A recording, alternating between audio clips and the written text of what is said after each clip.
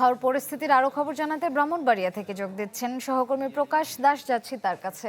প্রকাশ, হাওরে আজকের কি পরিস্থিতি? কৃষকরা কি ফসল বাঁচাতে পারছেন?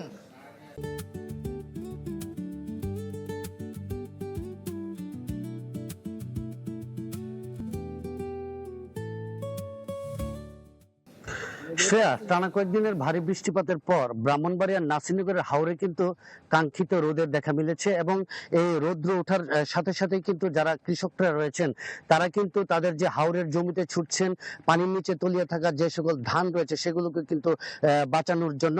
আপনি নিশ্চয়ই দেখতে পাচ্ছেন আমি এখন যে হাওরটিতে রয়েছে, এখানে যারা কৃষক রয়েছেন বা শ্রমিকরা রয়েছেন তারা কিন্তু তাদের যে ফসল রয়েছে সেটি কিন্তু পানির নিচ থেকে কেটে আনছেন এবং তাদের কিন্তু এখানে অনেকটা কুমোর পানি।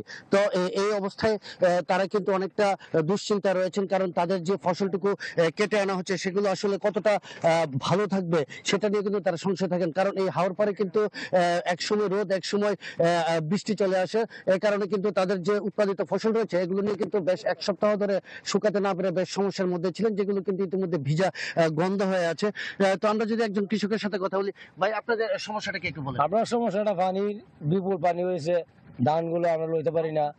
এই যে এই সমস্যা ওই যে আপনারা দেখতে আছেন, এই যে কাটতারি না, বান লোদ নিয়ে উবাইতারি না, এই সমস্যা। আজকে তো দেখা যায় দিনটা একটু ভালো ভালো কারণে আমরা আজকে আইছি। এই যে জি শ্রেয়া, আপনি যেমনটা শুনছিলেন যে ওনার কাছ থেকে আবহাওয়া ভালো থাকলে তারা কিন্তু ধান কাটা শুরু করেছেন। ধন্যবাদ প্রকাশ।